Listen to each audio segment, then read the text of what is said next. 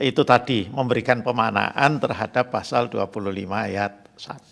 Ya, ini pentingnya melihat membaca keseluruhan undang-undang yang ada, meskipun sekali lagi barangkali yang dimohonkan hanya 1-2 norma yang ada di dalam satu pasal. Nah, itu coba untuk jadi bahan renungan ya.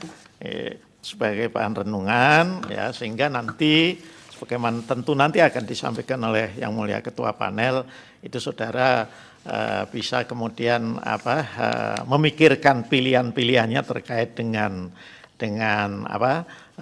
perkara ini dengan lebih baik ya, lebih clear lah begitu ya. Saya kira hanya itu Yang Mulia. Kalau bagian petitum saya juga tidak punya komentar. Terima kasih, kami kembalikan. Terima kasih Yang Mulia Bapak Dr. Arsul Sani. Jadi para pemohon ya, pertama ini diingatkan kepada saudara bahwa saudara kan mendasarkan tadi kasus konkretnya WA itu ya. Itu gimana saudara memastikan bahwa itu memang aparat kepolisian, oknum polisinya? Baik Yang Mulia, ya. Jadi memang awalnya itu yang menjadi saya bisa katakan korban itu saya sendiri, dan kemudian setelah saya cari tahu kembali ternyata ada 2 korban masyarakat sipil yang kebetulan dalam permohonan ini hanya 1 yang ikut, karena yang satunya lagi traumatik berat dan saat ini sedang disarankan oleh Komnas HAM untuk dikonseling dahulu melalui unit PPA. Seperti itu Yang Mulia. Okay. Dan karena ini oknumnya sama dan kemudian juga saya sudah coba untuk profiling bahwa yang bersangkutan benar merupakan anggota aktif kepolisian, dan juga bahkan di pesan WhatsApp tersebut dia menyatakan dengan tegas bahwa dia adalah anggota kepolisian aktif di bidang tersebut dan juga di kesatuan tersebut.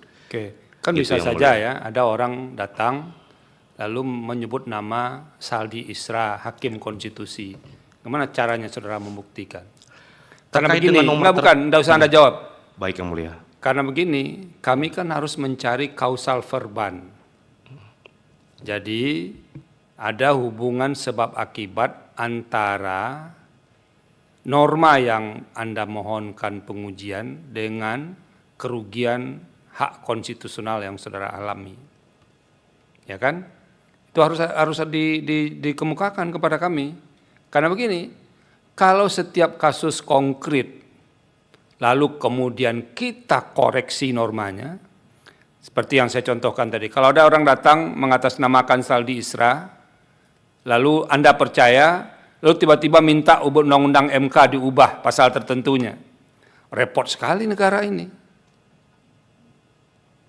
Itu poin yang harus saudara pikirkan. Karena boleh jadi Anda warga negara, benar, para pemohon ini, tapi kalau norma yang dimohonkan pengujian itu tidak memiliki kausal verban dengan kerugian konstitusional saudara, atau potensi kerugian konstitusional, maka tidak akan diberikan legal standing.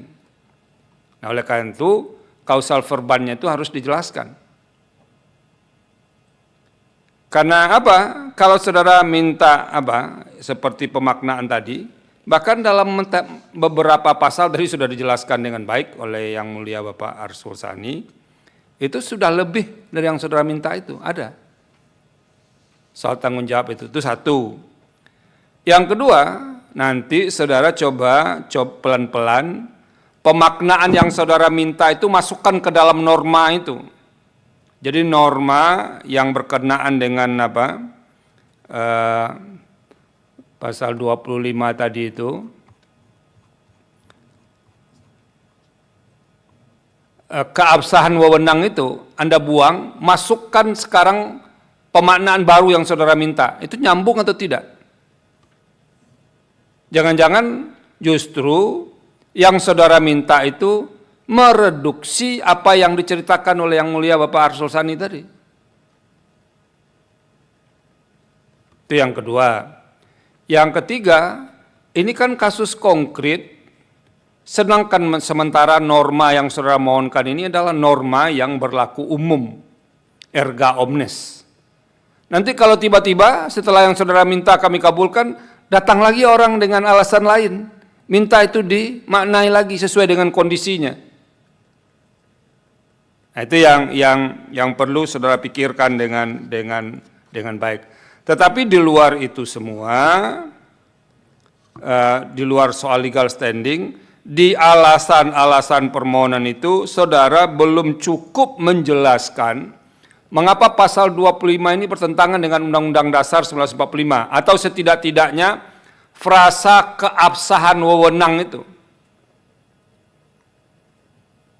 Mengapa dia bertentangan dengan Undang-Undang Dasar itu belum dijelaskan secara memadai. Jadi Anda tetap mengulang kasus-kasus itu. Yang penting Anda jelaskan itu adalah pertentangannya dengan konstitusi. Karena yang mau kami nilai adalah pertentangan dengan konstitusi. Kalau soal kasus konkretnya sudah diletakkan di legal standing.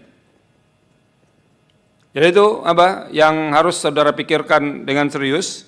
Karena apa? Kalau akan menimbulkan persoalan baru terhadap norma itu, menimbulkan ketidakpastian hukum, lalu kemudian merusak konstruksi norma itu terhadap norma lain, nah pasti mahkamah tidak akan mengabulkan permohonan. Jadi ini saudara ingat bahwa norma tidak akan tunduk kepada kasus konkret yang dialami. Tidak untuk menjawab kasus konkret. Ini norma umum. Kecuali saudara bisa membuktikan bahwa frasa itu bertentangan dengan Undang-Undang Dasar 1945. Sekarang begini, kalau itu dimaknai, jangan-jangan itu menjadi berdampak dengan frasa-frasa lain begini, setiap anggota kepolisian negara Republik Indonesia diberi pangkat yang mencerminkan peran, fungsi dan kemampuan, serta keabsahan wewenang. Kalau ini dimaknai, jangan-jangan merusak soal peran, fungsi, dan kemampuan ini. Jadi sekali lagi, Anda harus pikirkan, kasus konkret itu kemudian kan tidak boleh merusak keutuhan norma itu. Apalagi itu sudah ada di beberapa pasal lain, seperti yang saudara minta itu. Nah itu yang kedua. Tapi bagi kami yang paling penting itu adalah pertentangannya dengan konstitusi. Itu yang belum terurai dengan baik. Terakhir, saudara lihat di petitum saudara itu kan disebutkan menerima dan mengabulkan. Jadi nanti disebut saja mengabulkan permohonan pemohon untuk seluruhnya. Sudah cukup begitu ya berkaitan dengan itu. Nah itu beberapa hal yang harus saudara pikirkan. Anda masih memerlukan penajaman-penajaman, terutama soal legal standing, kemudian alasan-alasan permohonan, supaya nanti permohonan ini memang layak kita pertimbangkan sebagai sebuah permohonan adanya pertentangan atau inkonstitusional norma terhadap konstitusi. Bisa dipahami ya? Bisa yang mulia, terima kasih. Terima kasih. Dengan penasihatan kami tadi, saudara bisa punya 3 pilihan sekarang. Pertama, meneruskan permohonan ini tanpa perbaikan, jadi boleh. Kedua, bisa juga menarik permohonan ini. Kalau Anda merasa, wah ini agak berat ini, begini dan segala macamnya, bisa juga ditarik. Dan tinggal memberitahu kepada kami mahkamah, nanti akan kami konfirmasi. Pilihan ketiga, meneruskan permohonan ini dengan perbaikan. Nah kalau Anda memilih yang nomor 3, Anda diberi waktu maksimal 14 hari dari sekarang untuk memperbaiki permohonan ini.